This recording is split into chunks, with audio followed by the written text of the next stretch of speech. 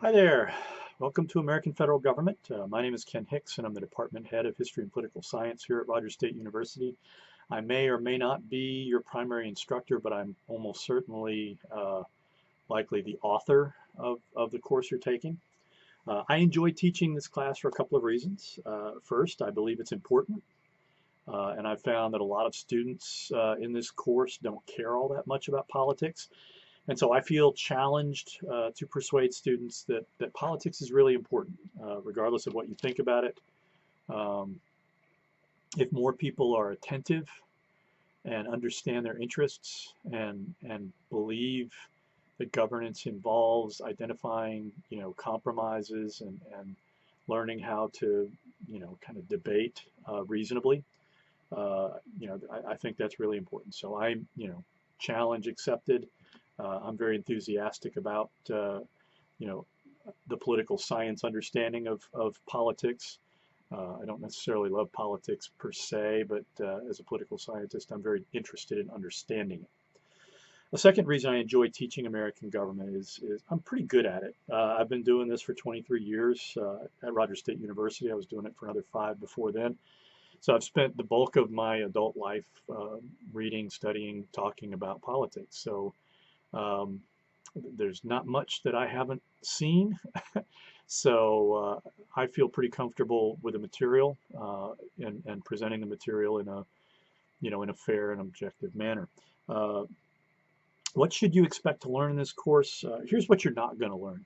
Uh, Nobody here is interested in programming you.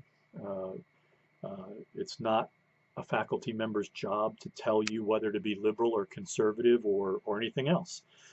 It's not our job to tell you which party to support.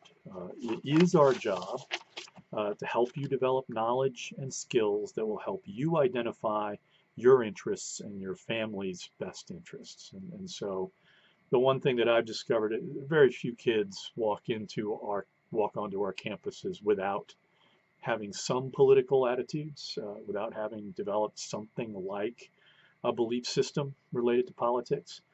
Um, the clearest thing that tends to happen over the course of study, if any of you are decided to be, if any of you are persuaded to become political science majors, is that your attitudes may moderate a little bit. You may be a little bit less hardcore. You may be a little bit more tolerant.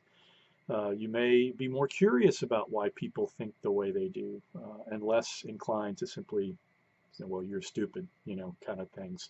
So students who master the material in this course should learn the following.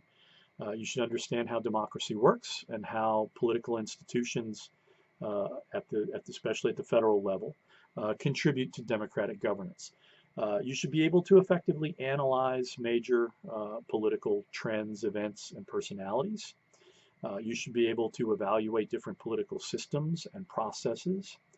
And you should understand how history shapes politics through social trends, like family, education, economics, and religion. These are all things that bear on politics and how we tend to approach politics. The assigned text is from McGraw-Hill. It's a downloadable ebook. It's application-based. It's designed to improve student learning and retention. For the course requirements, students are required to complete a number of different kinds of assignments. There are 8 total kind of different varieties of assignments.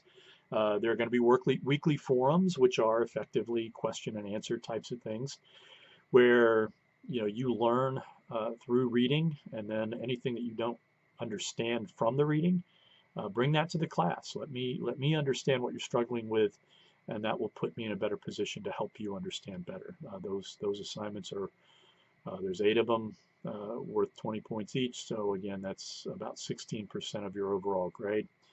There are also reading and adaptive questions, which basically is an assignment within the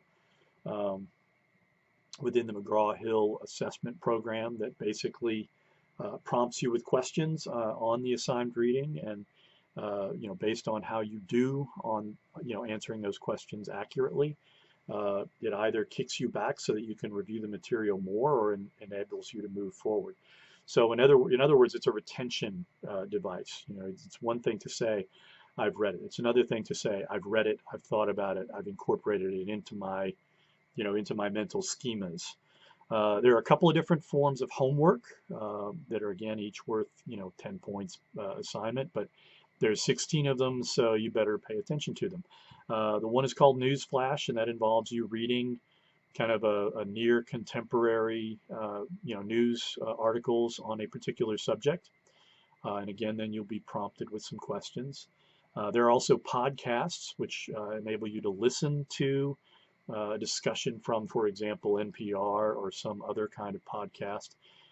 They can be anywhere from 30 minutes to more than an hour in length, but you'll basically be questioned on the first 30 minutes of the podcast. And again, those are assignments that are worth points, and they add up over the course of the 8 weeks.